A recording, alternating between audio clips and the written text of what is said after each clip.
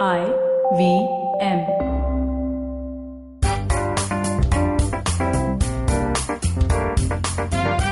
So, happy birthday, Farhad. I mean, belated birthday, but yeah. Straight to the jugular. Yes. No, I don't know. I'm gonna stop doing that. I'm gonna Why? make it sound. I'm gonna stop making it sound like it was something I wasn't looking forward to because Yeah.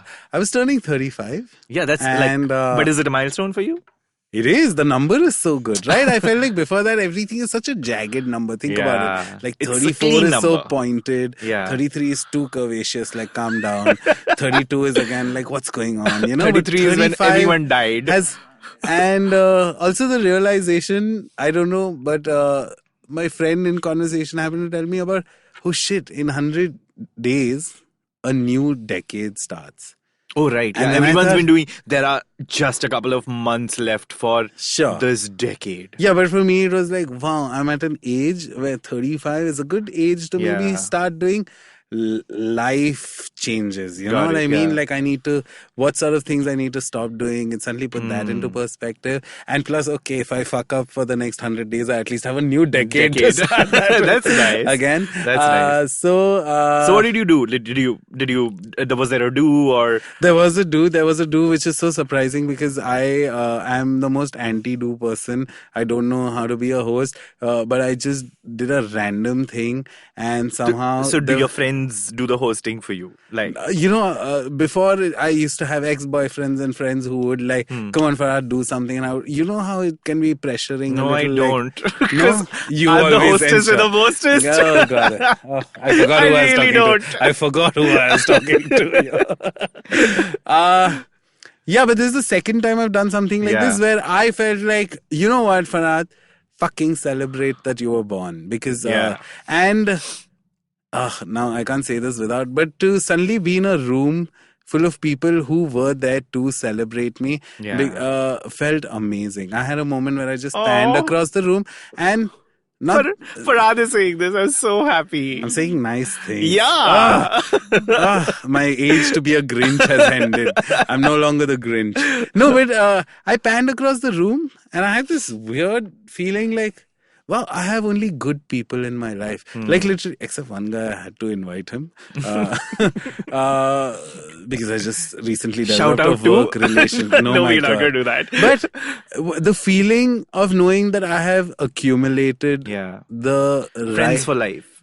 No, Then? not literally. Some of the people at that party I've not even met in years. Yeah, but like a year these or are, so. are these... But these are people who just like, I just felt like I'm doing something right to have attracted the This right energy. kind of people who would never bring me down or say anything that I don't approve of or I don't feel sure of. You know what I mean? Yeah. The room was full of that and it was a great feeling. Yeah. And ever since then, I've been riding on that high a little bit. I'm 35. Well, yeah, I mean, feels great. to be in a space where people, people in your life, they matter, but not so much that it changes your life and you change things around. I think it's a great space to be in. Absolutely. Let's talk about that, friends. And ding, ding, ding, ding, ding. See, even I was thinking of a Friends fucking joke. I knew what everyone was thinking about. Chandler, Monica, Joey, but- Phoebe. Okay, speaking of Friends, let's start on Friends. Friends, the TV show. Do you see it in a different light today? Because I hate Phoebe. Sorry, not Phoebe. I love Phoebe. I hate Joey because he's such a fucking asshole. Okay. Like, just there's so much misogyny and homophobia and all of that. But I still love the show. Yeah, the thing is... I feel guilty. Yeah, I'll tell you what, for a lot of shows, it has aged well in a lot of ways. It has, because it was the dal khichdi of shows back then. I still watch it if I have, I just don't want to spend time browsing. Yeah, it's a I still watch comfort. it. It's a comfort show, you know. When I find myself, because still reruns and like Netflix, and sometimes Friends has become that show when, you know, sometimes nowadays you're on Netflix and Amazon Prime and Hotstar and Voot, and even now I've noticed, you know, there was a time on TV where you'd keep scrolling, but you just don't find anything to watch. So for the next 3 hours, you just keep scrolling. I feel that has started with streaming apps also, where I know sometimes my friend's in charge of the remote control and he's just like going tile to tile to tile, but not playing anything. Like literally we just spend like half an hour just, what do we watch, you know? But when it comes to friends, have you ever, I brought up friends purely because when I was 14-ish, I started thinking of modeling my friend circle on The TV show Friends? Yeah. I'll tell you what I appreciated. Have you ever done that? No. But to go back to your question, I'll tell you what I appreciated about Friends, that, hey, these are 30-something-year-olds who are single, who are not married. All they've got is each other. Yeah. They, of course, marry, divorces. Like, for example, Ross, right? Yeah. He goes into a relationship with Emily.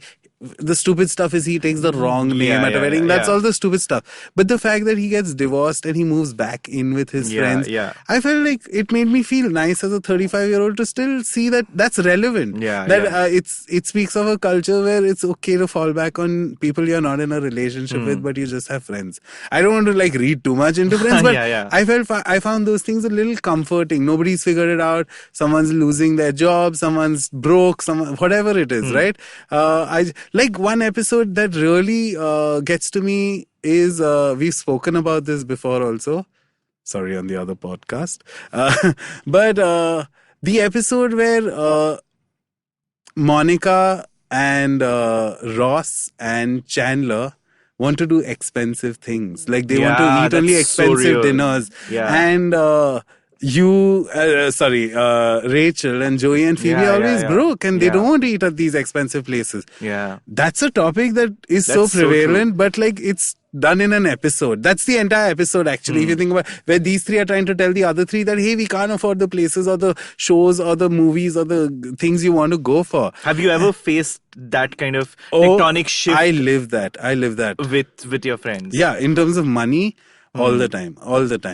And again, it's something I've spoken about before. I don't mind talking about it again. It's a genuine anxiety for me because a lot of times I feel like money is such a thing that if you've not figured out, it can be terrifying. It can be terrifying. And then it's also a marker of how you're not making it in life, or you are taking too long to get at us for your Instagram to look very cool. You know what I mean? Because I can't hop on and fucking fly to like Phuket tomorrow if I just want have some. I want to do that. And I've wanted to do that for the past 10 years. It's something I've learned to quiet down now. It's okay. But has that informed your choice of people who you let in your inner sanctum almost? Because it has for me, because I'm not saying I cut people out. But over time, there is a certain, I would say a certain chemistry that you need, certain overlapping circles that you require when it comes to being on the same wavelength with people. And which is why a lot of people, I'm not friends with literally anyone from school anymore because we don't have any overlapping circles. And over time, the circles just kept dissipating away from each other over and over again. Whereas people from college, particularly undergrad college, we are thick as fuck today. Like we have a group where we just bitch about the world. Like all of us are on the same page. So has that happened in how far has your friend circle evolved? Or because mine has seen tectonic shifts, crazy shifts. It's tough for me to answer that. I feel like being who I am and the way I am, I feel like I'm welcomed very easily, even if I'm in the group of friends who still hang out, but I sort of veered away. Choosing, again, my sexuality, the way I think, the way Today, I know a lot of times when I go back, even if I play my music, my friends will be like, what the fuck is this music, you know? Which friends? My childhood friends. These are my childhood friends. You know, who I don't want to imitate in the words that I imitated them. But sometimes I see it like that. Or even my brother, right? My brother has this annoying habit where sometimes I want him to watch a new movie I'm really into. But it requires him to wrap his mind around some sort of like where cinema is right now. Yeah. Like I'm basically talking about Midsommar. Have you Oh my seen? God! Yeah. It's so beautiful. I would love to watch that movie with my brother. Yeah. And I saw it with one of my friends, and can I tell you how he started the episode? What is this weird funeral music? Why is this such like church music? And I'm like, just shut the fuck up and watch the movie, yaar. Yeah. Like, relax, Yeah. it's a great movie. I wouldn't make you watch you're a shit facing movie. that at 35? For me, when I was growing up, and again, I bring this back to Ranchi. When I was like, I was so happy about these gowns being unfurled on the red carpet of the Oscars. Gay. Imagine the kind of... one second. No one even knew the word gay. The kind of words that were used were unparliamentary to the point that we can't mention it on a podcast anymore. Yeah. Like, it was that. It was just denigrating stuff which really bums you, where you... It's like No we used one to understood- diss football and cricket. They used to. I used red to say. carpets. I know I'm going to get a lot of hate for this. Yeah. I used to say cricket ruins lives, like Oh God. because it's ruined my life. Like hello, but anyway. Okay. So there was a point of time where literally in my school there were two other boys who I could talk Harry Potter with, and this is when I was 14. Sure. Imagine the frustration. So which is why. Literally, maybe subconsciously, I was looking for friends that knew Harry Potter, because that's what you look forward to. Yeah. But coming to that point of commonalities, how did being queer change your friend circle? See, here's the deal, right? Let's say, like you said, Harry Potter. For me, I would not be friends with someone if they don't know a certain thing that I expect them to like in my life. But Does would you that be make friends sense? with that person if they insulted that? I would just Again sign and them again. off. Like, see, it's different. No, friendship is different from acquaintance, no? To fuck acquaintances. That's We are what. not even talking about them. I have friends who are very dismissive of the things I love. If it's about pop culture or in general, I know I have friends who are like, to them I'm on some meta level. You know what I mean? Yeah. Like, why the fuck do you like this? Yeah. You know? Midsommar is a great example. Yeah. Like, it's one of the best movies I saw this year. But if I went to Pune and I played this for my friends, they'll be like, you need help. You know? But here's the deal. I know they do not love me. They love me because they know what I bring. Like, I am still the way I am. I feel like, I don't know what I'm trying to say here. But it's never affected my decisions or like never. I will be friends with anyone who is understanding of me as a person. You know what I mean? I'll be friends with anyone who gets me as a person. And I don't think I'm a very complex person to get. I am one of those what you see is what you get. Or what you hear is what you get. Like in this case, really. I am one of those people. I think one of the number one reasons I am valid or important to the people who value me is because I have always told them things like it is, whether it's advice, whether it's relationship advice, anything. I have been a good friend in a sense. And so naturally they tend to be a good friend to me because they know that I will give them that honesty that they might not that's be very with important. themselves even, leave alone find it outside. Yeah. No, for me, honestly, running gag, I hate human beings. Since I hate people, you should play a sound.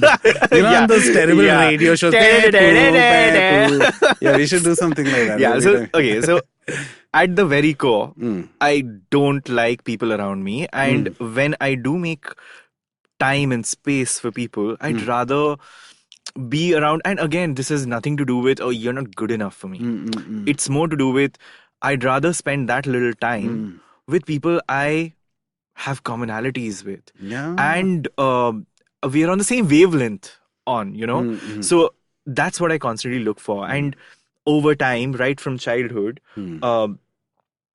because my wavelength was apparently so drastically different that my search for the circle was always a little difficult. Okay. And again, I don't want to sound like a martyr or whatever. Like, I don't want to sound like koi victim. You don't sound like a victim. But you sound like a person who would not make friends because they do not like the things you like. Okay, Shredra, you sound like a dick. Bitch. Martyr. Do I sound like a martyr? No, you sound like the opposite of a martyr. So since the search for friends was so difficult, for me it was, the point where you get to post 30 where you say, I unapologetically want to be around these people. Yeah. And I don't give a fuck if no more people join this. Sure. That's where I was at when I was since I was 13, But that 14. comes from the fact that I feel you naturally start shaving off people because you... I mean... I feel, again, everything subconsciously becomes expenditure of energy the older you get. Yeah. And people, unfortunately, are people you have to expend energy on.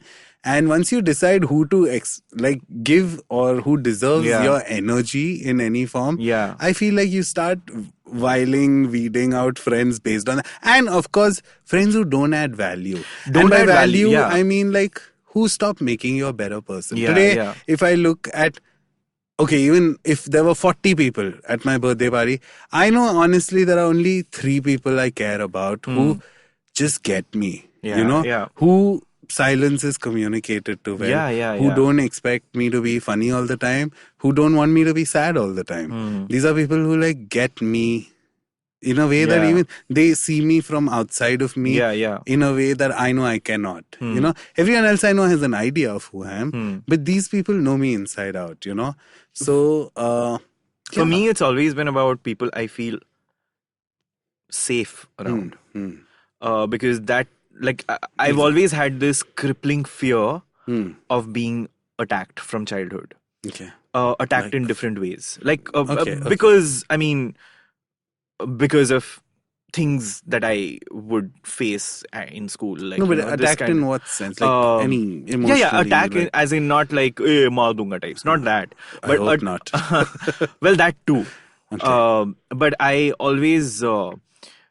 I like, and over time it took this whole feeling safe took on a larger philosophical idea where people I feel safe opening up to, people I feel safe allowing, because I'm very uncomfortable bearing my heart out, and I keep saying this podcast is like therapy for me. So it came to a point where safety, that feeling of a close, safe space is what I was looking for in people. And if there was someone who didn't feel safe, was someone I just moved away from. And that informed. And I think that's something a lot of queer people go through, because a lot of this whole feeling safe is guesswork. You have to anticipate it. You don't know what are you going to do, wait for an attack? No. But you have to anticipate. You have to see, you have to check on people's impulses and see whether this person has the capability or has the tendency to maybe not be a safe person for you, or be a safe person for you, or maybe attack you in the future in ways that you can't even imagine. So a lot of this is guesswork, and in that guesswork, you make your choices. But thoda it's irrational. No, think about it. Like, it's a 13-year-old saying that. Oh, you're talking about this was when you're a kid. I feel like you're saying that today. Obviously, you make more informed choices. You give people more benefit of doubt because you're in a better place. You're in a stronger place. So, like today, you're willing to give people more chances and choices. You're a little more open today. I wish I was more open, because a lot of times, I'll give you an example with the queer context on this, right? There's so many times I talk to interesting people online, and then when on your Tinder and your Grindr, when you get the what are you looking for, or even I ask that sometimes, what are you looking for? I know what I'm looking for. But sometimes people say friends. And I immediately feel I'm at full capacity. This party is full. I do not want any more friends in life. Like, literally, I have my one person who will listen to all my sexual problems. I have one person who will listen to my financial problems. I have one person who will listen to all my problems. I love you, Mikhail Vaishnav. I have one friend dedicated. I have one friend who just knows what I'm cooking for lunch or breakfast. I have friends for everything, you know. I don't want new friends. No, I go friends ... And what else? Like, is there an addendum that's coming? Friends and what? Because I understand. Like, I understand friendship and fun. That's what they say. Yeah. But for me, that's actually worked out pretty well. Like, today. Okay. Like fuck buddies. Is that what you're fuck saying? buddies, but Sure. they're not like it's not सिर्फ dismissive. नाम के buddies होते हैं. I was watching a terrible Pakistani movie on PTV. I just was at a friend's house and I somehow got PTV and they were playing like one of those Mere Desh ki. First of all Pakistani Punjabi movies are about a guy who owns a farm and there are terrorists hiding in his farms. I saw 3 movies over the years and they all included the same plot. But there was one dialogue in that. पंछी और passenger कभी वापस उड़ के नहीं आते. Just when she said that dialogue in that very melodramatic Bollywood, I was like, yeah, even fuck buddies are like that.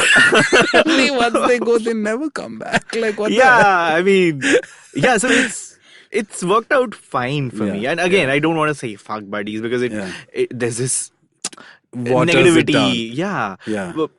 But there are a lot of people. It's transactional. Yeah. Fuck buddies sounds for me, transactional. it's a lot. It's a little, and I don't want to sound like, oh, it's so much more than that. There's a lot of clarity there in terms of why, because this is, there is a commonality. We understand each other's one large aspect of each other's lives, and I think that once you figure that out, I think it's a great space to be in, to be friends. And I'm not saying each gay man can be friends with every other gay man. Definitely not.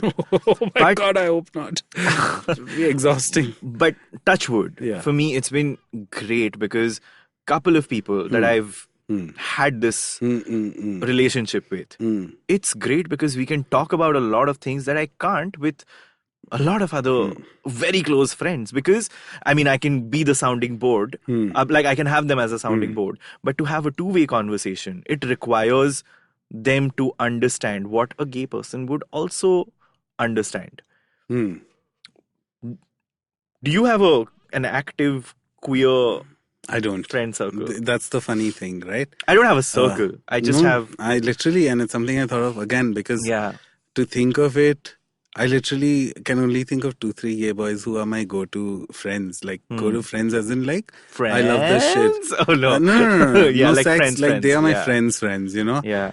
I literally somehow have invariably found so much acceptance in straight, like since I was, I'll tell you what, and here's the deal, right? This is where I zoom back to, since the time I was a kid, all my guy friends are like all straight, cricket, Sachin Tendulkar ne 6 mara, boys. This is my second Sachin Tendulkar reference today. Fuck that. But even though they always saw me as unique, thoda Tare Zameen Par vibes, you know, like, Farhad is like this only. And, you know, if I was not Farhad, if I was someone else, I felt like, and I saw this, how they are with Farhad, I would think like, wow, what an accepting lot of friends, because my friends were very accepting, even though very early on I was like, yaar, you're so cute, let me suck your dick. You know, I was that, it's okay. And Farhad, shut the fuck up. You know, like, they've always been accepting of me, and somehow, wow, I don't know I'm about to say this, but I've somehow always found more acceptance with straight people than I have with gay people, because with gay people, there's so much criteria to even be a friend. Yeah. You know what I mean? You have to be understanding of the other person's temperament, the other person's tantrums, the other person's, of course, they have nice things also, but like, I feel like a lot more emotions need to be navigated in gay relationships than they do in straight. Because today, my best friend who's a straight boy, we are bros. Like, we are the bro, hey bro. We are like a fucking Budweiser commercial, you know what I mean? And it's so much more easier for me. Like, you know, movie, okay. I don't want to watch that movie. I don't want to watch this movie. Again, I don't mean to say, I'm not generalizing. No, but that's how a lot of my, at least my gay friends, Fred, I don't want to watch this murder horror. And I'm like, I just want to bum, Like, I don't want to, you know. So I don't know where I'm going. And the funny thing is that all my friends growing up were like, you're gay. All my straight friends growing up, like, you're such a fag, Farhad, you know. But all my gay friends are constantly, and till date, a lot of them, like even when I send voice notes, it's so common for me to get, are you sure you're gay? I don't want to think that, oh, mera awaz is some like fucking baritone or something. But like, I get that a lot. Like, gay boys are more like, are you out? Are you married? I've got that so many times. Like, are you married? Do you have kids on the These are side? friends or just... No, these are just people online. Yeah. What I'm trying to say is, I found that level of acceptance with my straight friends so much that I can be more myself with them than especially, I'm saying this right on the tail of us talking about fuck buddies, because fuck buddies are people, you share your body with them. Somehow you share they know where you live, what your life is like, who your friends are and all. Like, they've but seen it your never bathroom, goes beyond that. For me, where it's almost worked out is they've seen my bathroom and like my inner sanctum. Like my inner sanctum, okay, that's just sounded so wrong. That literally, they've seen my bedroom, which is my most intimate space, and which is where I would allow not very few people, but to those who are listening, you've made it in Sunetro's life. Fuck off. If you've seen his commode. No, I mean, it's at a point where I've allowed them to see me without any artifice, and because I've allowed myself, everything sounding sexual right now. No, it's not even sexual. It's just, okay, in Parsis, there's a saying. This is a very rare saying because a lot of other Parsis also don't know this. But like, basically, if you see 3 things, I'm forgetting the third thing, but if you see these 3 things in your life, you will be a millionaire. One is a cat delivering babies. You'll never see a cat delivering babies. Second is a hijra's funeral. You'll never see a hijra's funeral. And the third one I'm forgetting. It's a random one, but I'm forgetting. Which one did I remind you of? I want to understand. No, I just cat delivering babies. Once you see Sunetro's bathroom. Oh, like that. I'm so sorry. It's not that. Okay, so where I was coming from is that I allow myself to, because I've allowed myself to be visible, vulnerable. That's a pit stop that you've that's a milestone that you've taken. And I don't want to make it sound like, oh, milestone, and next milestone is, lovey-dovey heaven. No. But that is big enough for me to say that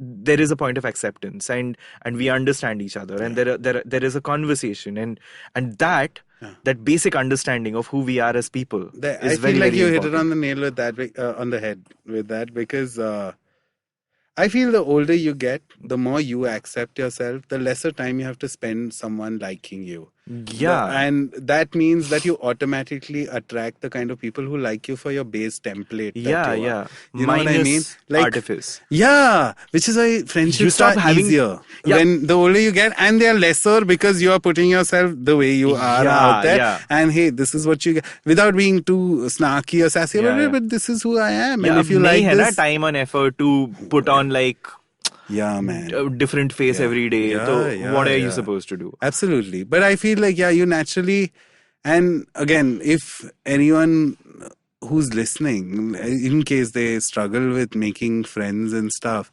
like, I've never had trouble making friends, but I've had trouble letting go of friends that I wish I had not made. Sorry, you know what I mean? Like, growing up, you tend you tend to, right from the time you're in school, you start realizing that so many people in your life are not worth your time, and letting go of those can be such a fucking drag, so many times. So I don't know what that's like, because I've had very limited, the friend circle that I had ever since I turned 18 is my core friend circle. Okay. And the friends I had once I entered work and, the professional world are friends that I've had for the last 6-7 years.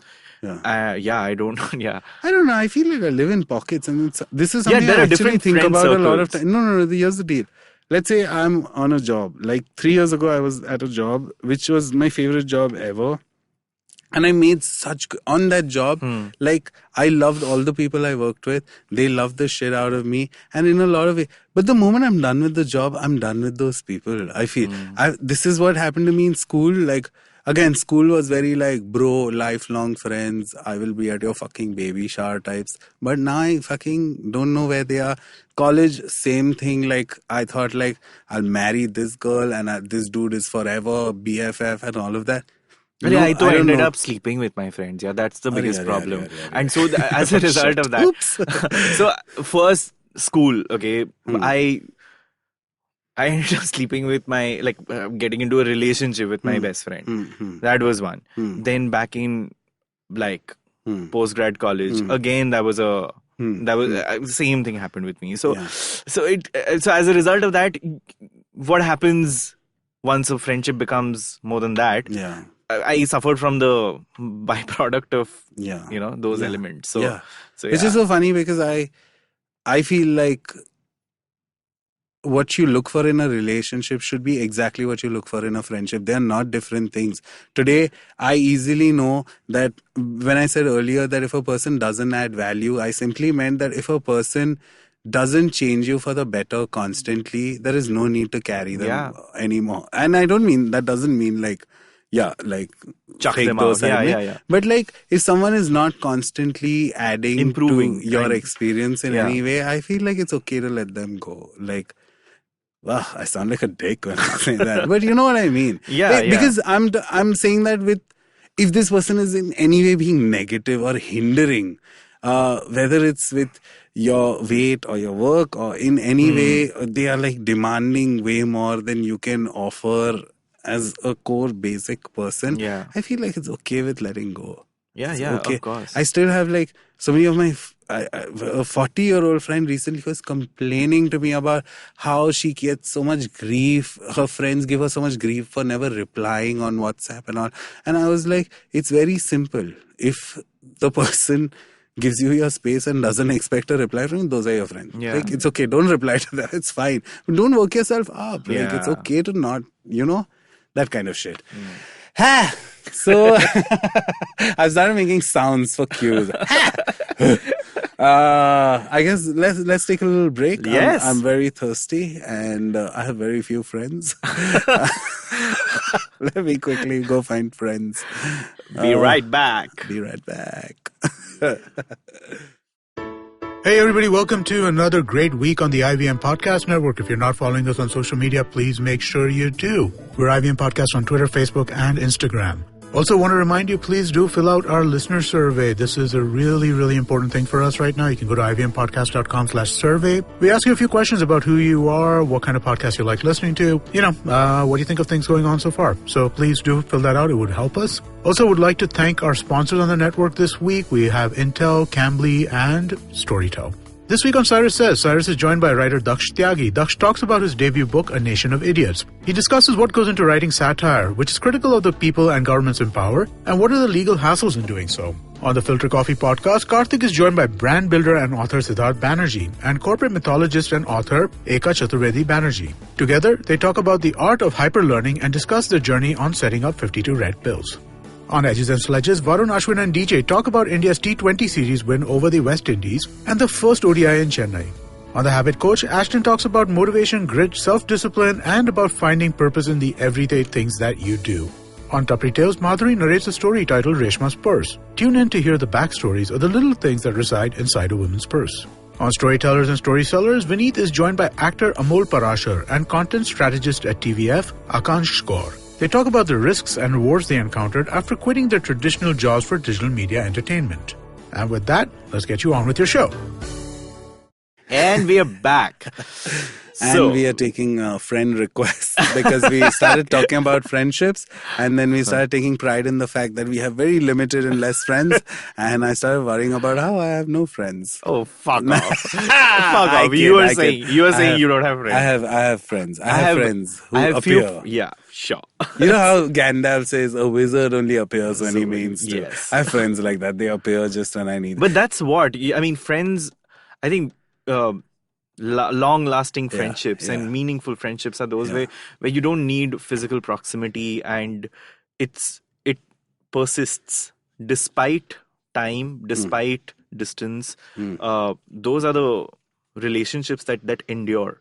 Because my core friend circle from from college days. All of us. The last time we met was on our birthday, but before that, the last time we met was almost 2 years prior, and we keep in touch. But the moment we met, it was like, oh, kal hi mila tha na? Matlab, let's continue that conversation. You pick up where you left off from. Yeah. And this term, pick up where you left off, is so important because there's no baggage. There's nothing, there's no expectation. And it's not no expectation to a point where, hey, jhalla hai. It's no expectation where you, again, you know, the whole feeling of, I feel safe here. So you can talk about farts, you know, like, oh, I have a pimple on my bum. Like, you know, you can say shit like that. And at the same time, you can say, I don't think... or a cyst? No cyst. So at the same time, you can talk about, oh, I think career-wise, you know, I can be, like, I'm not happy with where I am, or things like that. Those are the people that really, really persist and endure. I get it. I sometimes, again, I don't know what to say, because so many of our conversations end up like you having to force think or look back upon what your life was, and this is one of those conversations. And I'm actually in a very, like, I won't say bipolar, but a very diabolical state of mind, where on one level all my friends are right there, like they've never gone, but on another level I just feel like right now it's just me. A lot of it is like I'm getting through whatever I'm processing, whatever I'm going through in life, and all of it. It's just me. Because that's the thing, right? Is it a conscious I don't know. partitioning between you it's and not friends? Conscious for sure. It's just, that's how it is. I feel like they're multiverses, you know, like a parallel universe.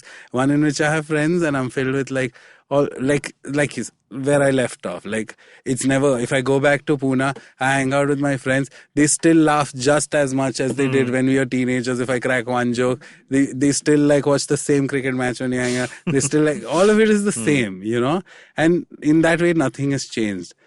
But I also feel like I have this other life that I lead where I'm very, and I don't mean this in a alone or lonely either way, but I'm very okay just being by myself and but does that entirely have to do with dependent only on friends? myself. Because, but does that have to do with friends? That's just us as people who like our solitude, you know? Sure, but I also feel like your definition of what you expect from your friends changes as you get older. Like, I love watching movies by myself. Like, I go watch movies completely. I travel alone. I watch movies alone. And people find that, oh my God, a lot of people balk when they hear that. Like, I'm going for my vacation. My last 4 vacations have been me alone. Yeah. And see, but that's what I'm saying. I feel like 10 years ago or 15 years ago, if I had a breakup, I knew my friends would be there and I would need my friends. Leave alone my friends would be there. I would need my this happened, oh my God, and then your friends fucking.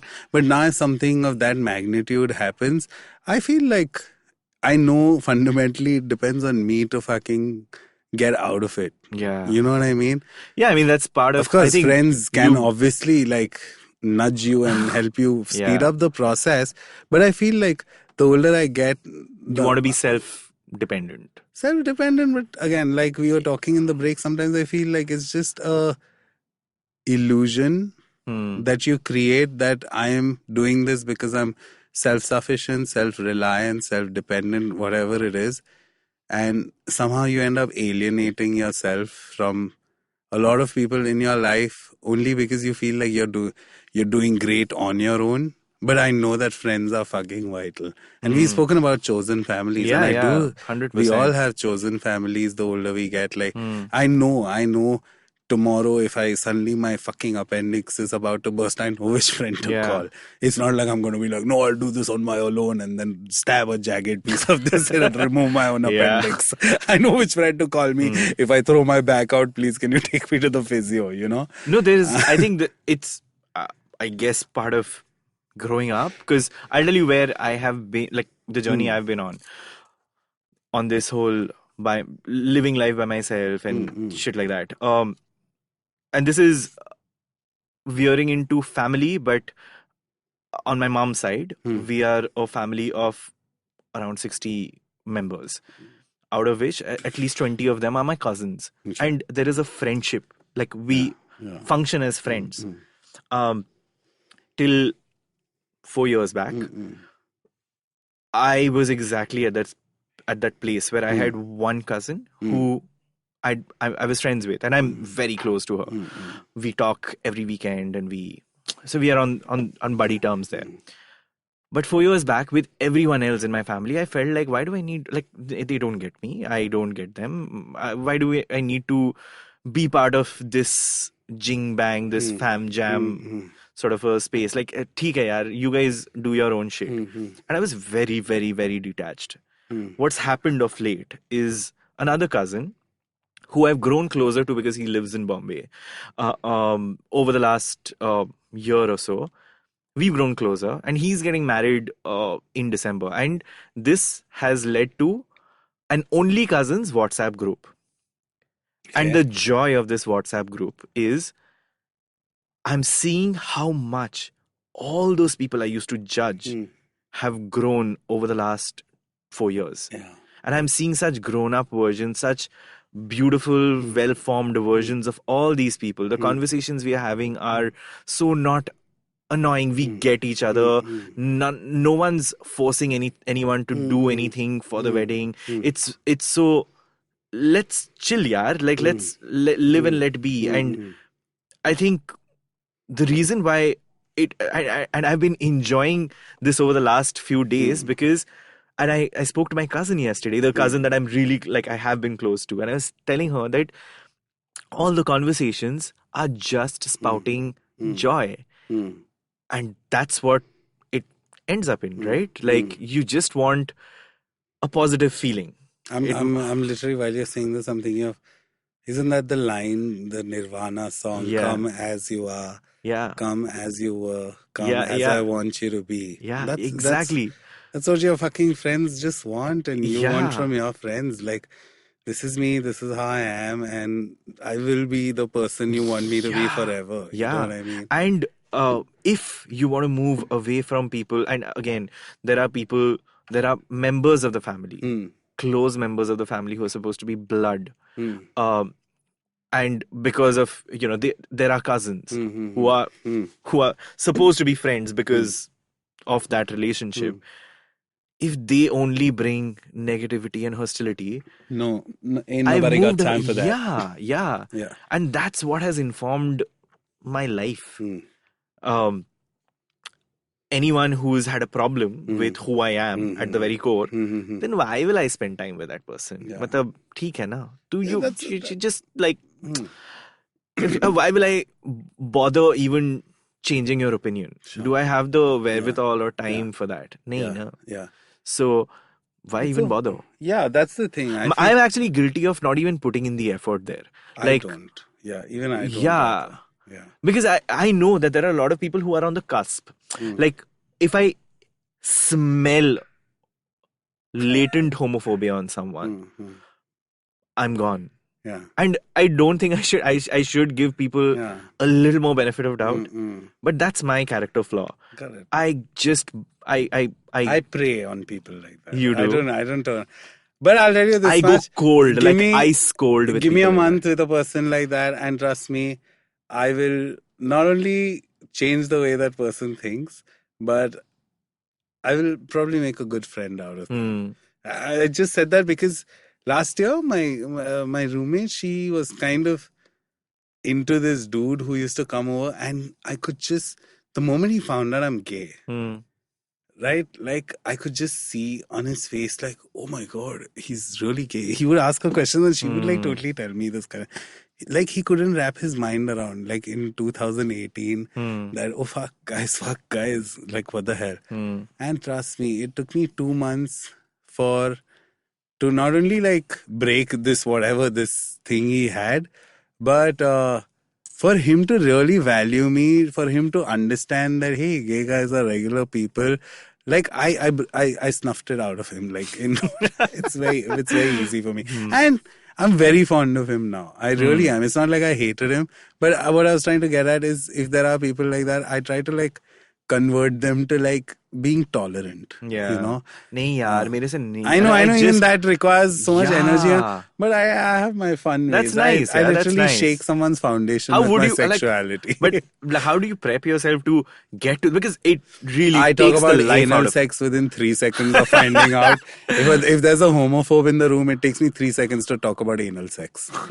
Just so that I'll directly get to the root of it. You know what I mean? And I'm not saying this is in some Gurgaon, Haryana pub where I wouldn't there, for fuck's sake. It's just like, sometimes I feel like some people need to be shock therapy. Pushed out of the nest. Like pushed out to nahi hai ye. This is not pushed out at all. This is on your nipples. Nahi yaar. Of course, he wasn't a homophobe. Yeah. Like he no, wasn't latent like, homophobia. This yuck, I won't eat out of the plates in this house. No, he wasn't there. Of course, this is all latent Obviously, the rampant homophobes, you wouldn't.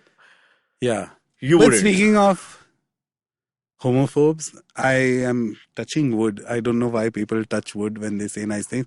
I have never ever come across a friend who like suddenly just, I know people go through that, right? They come out and suddenly few friends are like, chalo bye, this is not my, like, I'm not okay with this kind of thing. I've never had that. I've always somehow only had people in my life from a very young age. And by very young age, I'm saying single digit age, where all of them just stuck around just because there was something like, this is how Farhad is, Farhad to aisa hi hai. Like, I've just got that all my life. And the amount of times I still get, oh my God, Farhad, don't ever change. You're still the same as you were as a kid. I get that all the time. I don't agree with that. I feel like I've changed a lot. Now it's like, I will be in a mood when I wake up and I will like need my space and all of that shit. But I get it. I do have a people-pleasing disorder and I do it well still. And I feel like people still get pleased easily with me. But yeah, never have I had a friend who attacked me personally, emotionally, physically, just because they did not like who I was, or like, oh bro, you're gay, I can't do this. Nope. I somehow just always played it in a way where, in fact, I have to say, and without taking too much credit, or my favorite sentence without sounding cocky, I've always been that guy who people would have not been okay if it was someone else, but because it was me, they just realized that, hey, these are all the things Farhad is, and he's also into dudes. I always was that guy. It wasn't always like, I'm into dudes, I want to suck your dick, and you know what I mean? I always played it in a way where people valued me as a person first, and then my sexuality was just a part of the, the fries with the burger. And for me, it was a case of always being, and I know this sounds exhausting, but always take precautions. Always take precautionary measures. Whoever you're letting in, you insulate yourself. So I insulate myself. If there is someone who, like I was saying, I gauge if this person would attack me later, then there is no point. There is no point because growing up in a conservative town, it teaches you to sort of insulate yourself and guard yourself all the time. Even like in Calcutta, when I started schooling, high school in Calcutta, even there, for example, like the kind of things that people would just say, and from my friend circle there, I do have some people who I'm very, very fond of. But then there were other people who they were friends of friends, and by the end of the 2 years that I spent in Calcutta in school, they all ended up being very, very close friends. But there was always this sense of, I like you, but there's one thing, this thing about you, which I don't understand. No, it wasn't that, which is a little off-putting for me. It's not I don't understand. Understand to sure, which is a little off-putting for me. And for me, that was like a deal breaker. If who I am as a person at the very core is a deal breaker, then it's okay, let's break the deal. Like, what else do I say? So yeah, being extra, I think a lot of my friends who are gay and who are lesbians and queer in general, I think this walking on eggshells, it's exhausting, but we have to do it. We end up feeling like we have to do it just so we insulate ourselves and get the right people. It's like an interview process, like matchmaking process with friends. No, now it's rarely. I remember there are so many friends we make over the years. You're fucking at a rave and someone you just run into, and this person's energy and your energy just matches, and Yeah. you just know you had a friend for life suddenly. Yeah, You made yeah, a friend yeah. for life. That's just one example, but those are the kind that doesn't happen anymore, and I feel sad about that. Like sometimes I just want to meet, some of my best friends are people who I met in like club bathrooms or I don't know, like these are people who I just randomly. I'll give you an example. Mansher, who was on Keeping It Queer, I really met Mansher because his roommate happened to be invited to dinner to a place where I was, and Mansher had forgotten his keys that day, so he came just to take keys to this place I was at. And within like 5 minutes, it was like, oh, you stay in Bandra, you cook food, we have to hang out. And now, like, literally, I feel like I cannot go through life regularly without Mansher in it. You know what I mean? So I just feel like sometimes those most, like, friends can come from anywhere. Yeah. Friends can come from anywhere. It's just your ability and your capacity to how quickly you understand that what is this person bringing to me is just defines how long that friendship will last in general. And friendships are also work, by the way. Oh yeah, if people think that okay, it's what is this person doing for me? I'm sorry, like you have to. Yeah, it's a two-way street. Because I sometimes see my other friends' friendships, which I'm not a part of, and I still feel like, no, you come to Andheri, no, you come to Churchgate, no, I am not coming to Andheri, no, I'm not coming. And then they like, I hate you. You know what I mean? Those kind of fights. And I'm like, yeah, fuck, I'm sure you have at least one white pubic hair. Can you grow the fuck up? Like, what the fuck is going on? I have no conversation. Like, literally, somehow, again, I have... the people in my life are people I would not have this conversation with at least. Like, no, I don't like this, that you're doing this. I don't know. We are just like, I like you as you are. Yeah. I like you as you are. Thanks. With brutal honesty also. Yeah. No, and brutal honesty, and the other end is empathy. Empathy, and some of my best friends are people who taught me how to laugh at myself. Yeah. You know, when I was going... Because the older you get...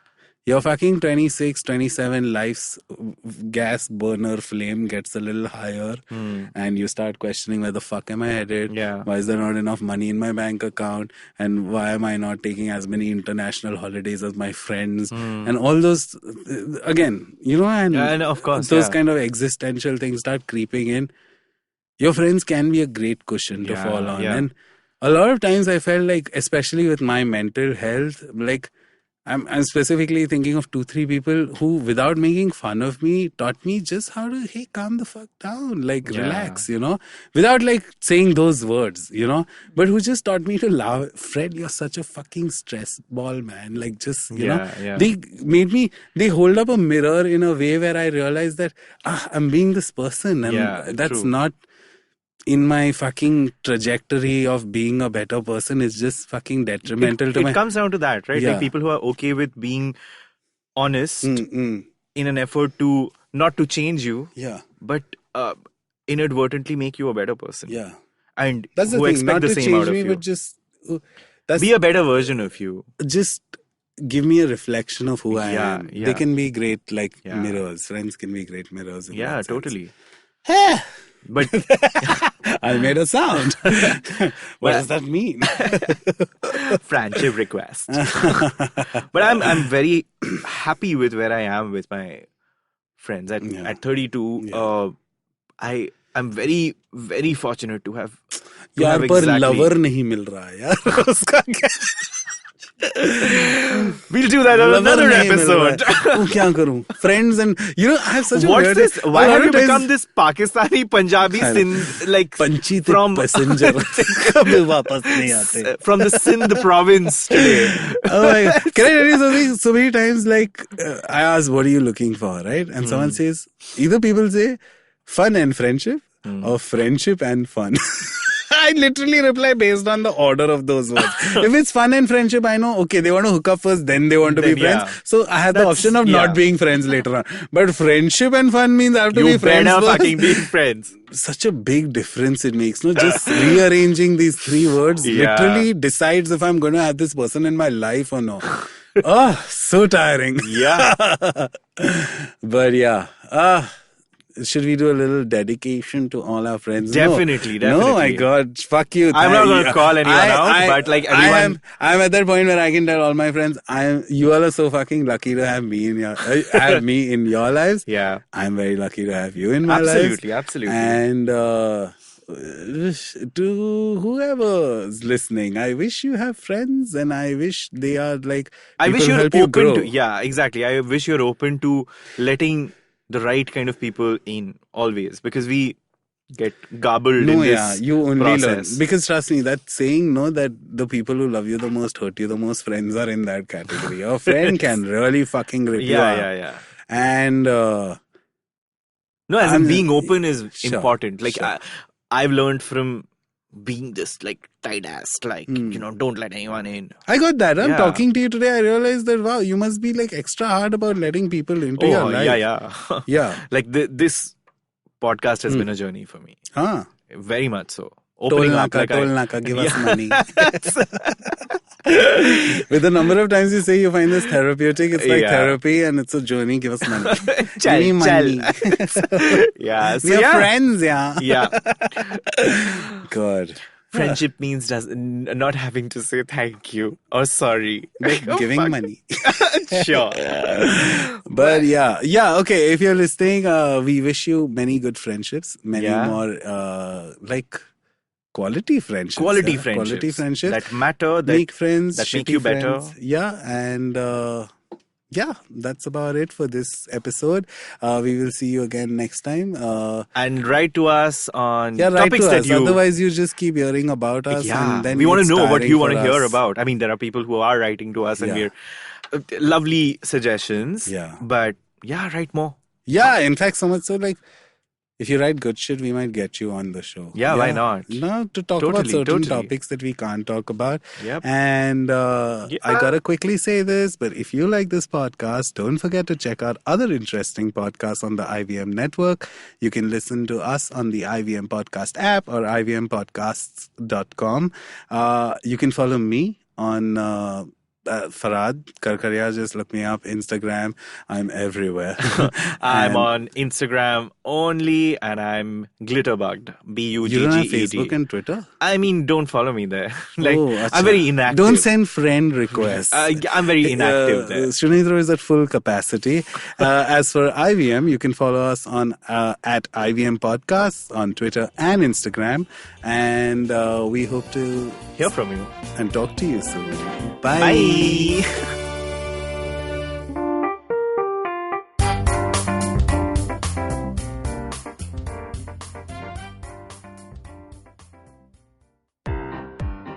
This is the amazing story of something awesome.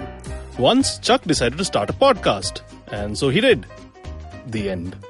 Okay, that was a crappy story. But I've got some really cool stories over at my new show, The Origin of Things. On this podcast, I look at the stories of how brands came into being and sometimes evolved out of quite unexpected circumstances. And to make it really fun, I reveal the name of the brand and sometimes a category only at the very end.